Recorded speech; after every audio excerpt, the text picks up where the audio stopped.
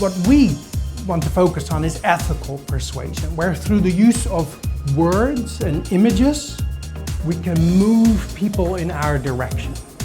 And science shows that that produces both short-term and long-term success. So today is all about ethical persuasion. Daniel Kahneman demonstrated in 2002 that 90% of our decisions are made by system 1. And now that's set to be 95%. 5 strategies that will help you turn a good sales team into a great one. And let me gift wrap those strategies in examples, case studies that will clarify their potential and teach you some costless to implement persuasion science that you can use today. Now, some of what I'm sharing may sound too simple to have a significant impact, but what I'm sharing has produced millions for companies large and small. It's used by Fortune 500 companies and praised by both the business and academic community. Okay, so let's go to the first tip and then I'll share a strategy that you can use.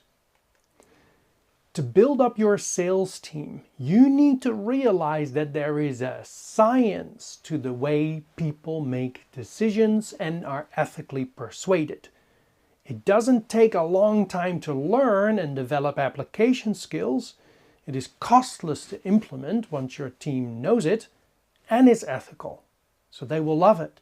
But without it, they will continue to lose time, resources, profits, deals, and a competitive advantage that you could have had. Let me give you an example of how big a loss we could be talking about.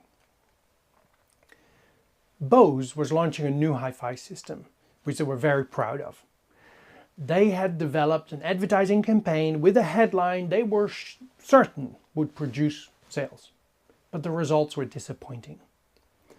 BOSE asked my business partner, the New York Times best-selling author of the book Influence, Dr. Robert Cialdini, to look at the advertisement. It was full of technical details in the body of the text, which doesn't tend to be persuasive, but BOSE's loyal followers really love those details. The headline read, "New," which by all logical reasoning should create curiosity and interest. However, knowing about the persuasion principles, the headline was subconsciously working against BOSE. Dr. Cialdini changed it to a headline that worked in BOSE's favor, and sales went up by 45%. How was this achieved? By creating a headline that used loss aversion. People perceive things to be more valuable when they're less available. The new headline highlighted what people would not get if they didn't purchase this hi-fi system. Second tip. Don't fall for what we call the billion-dollar training scam. Too many training organizations come in and deliver exciting training in 1 or a 2-day event and then leave. This, like reading a book, attending a webinar, a keynote, or a video like this, does not develop application skills and confidence to use that skill. And that's when it comes to ethical persuasion or any other skill. At most, 10% will stick if learning is not followed up on in a week. A big investment of time is also not needed. Rather, a learning journey with bite-sized training spread over a period of months will produce the knowledge retention that you seek. The focus on practical application and the involvement of Cialdini certified trainers like myself ensures the development of application skills and confidence and a science-backed community culture in your organization. A 400% increase in compliance from understanding the science of decision making. When approaching strangers for money for a bus ticket, panhandlers showed to have a 10% success rate and received, on average, 48 cents. But when adding to the request the statement, "But of course you're free to accept or refuse," it resulted in a 400% increase in the number of people who gave money, and the average given more than doubled to $1.04. When we ask a request of someone, they of course have the ability to say no. Still, they feel some pressure to say yes, which can result in resistance. Whilst it might seem counterintuitive, when we remind people of their ability to make their own decisions, this pressure goes away, and they tend to agree more with what we asked of them. Try adding reassurances to your team's requests, like, "if it suits you," or "if you like," or "the choice is yours, of course," and see what happens. Third tip.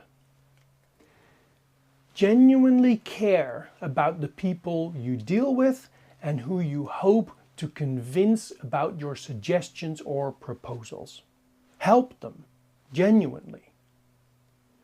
Look for what you can appreciate about them, or what you have in common with them, before you have a meeting, and compliment them on those things.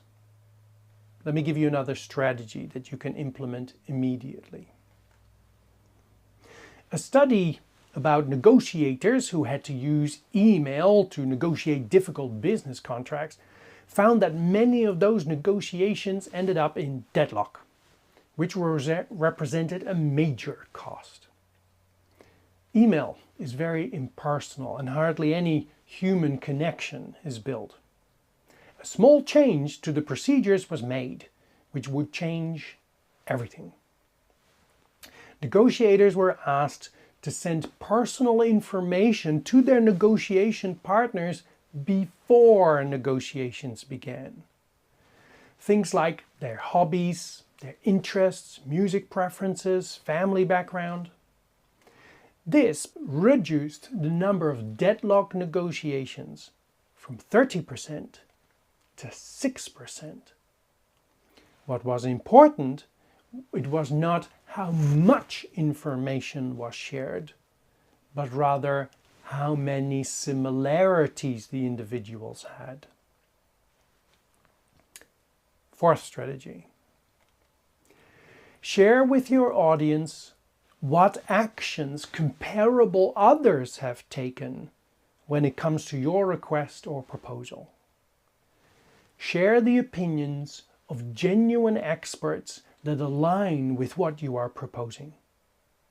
And mention a genuine weakness about your case before going into the strengths. Another powerful case study. A colleague of mine, Dr. Gregory Knighted, assisted a charity. And yes, I know, you might not operate a charity, but that's irrelevant. This is not about the setting or the industry. This is about interacting with people, which you do in your field, and so this equally applies. The charity had an appeal for donations. It read, "The impact of your donations has never been greater than it is today. But we know how difficult it is for many people to give during these difficult economical times." Now perhaps you're wondering if it's such a clever thing to point out that these are difficult economical times when you're trying to get people to open their wallets. Well, it can be. Mentioning a weakness against your own self-interest establishes trust and believability. Better still, if you use it early on, followed by a hinge word like "but," and then highlight the strengths of your case, those strengths will be more believed than they otherwise would be. That was the simple application of persuasion science suggested to the charity. They were encouraged to simply rearrange the two halves of the sentence. Now the appeal read, "We know how difficult it is for many people to give during these difficult economical times. But the impact of your donations has never been greater than it is today." You can feel the difference. This small, costless change produced a 36% increase in donations. Okay, then the fifth and final strategy. Explain to prospects what they stand to lose from not agreeing with your request or proposal, instead of endlessly listing what they stand to gain if they do decide to accept your proposal. How would you like it if you doubled your closing rate?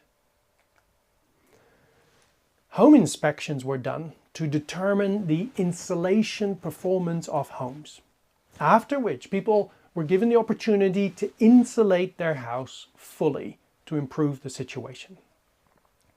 Half of the people were told what they would stand to save if they did that. Let's say $1 a day. The other half were told that if they didn't insulate their house fully, they would lose $1 a day. 150% more people were motivated to insulate their house fully under the loss instruction instead of the gain instruction. Now, review what your sales team is actually saying, what your website or your promotional materials are saying. You'll probably discover that you're mainly communicating what people will gain, meaning that also on this dynamic, while failing to use the science, it is costing you every single day. Now remember, while I've shared science-backed strategies with you, which in the right situation are worth millions, without the development of application skills and confidence, they won't be used consistently, optimally, and in the most effective way. Meaning you still lose significant time, resources, and successes that you could have had. So take the advice of the World Economic Forum, who this year prioritized developing social influence, or ethical persuasion skills, in other words, as the number 3 priority for businesses to focus on, to develop, leading to 2030. I can help your team, if you like, of course. You got this far in a video that clearly intrigued you. Why not book a discovery call with us and let's have a chat? Let's find out what your influence challenges really are. And let me give you a piece of tailored advice that you can use just for booking the appointment. And let's see what might be the best approach for learning for your team. Connect with us today. The decision's yours.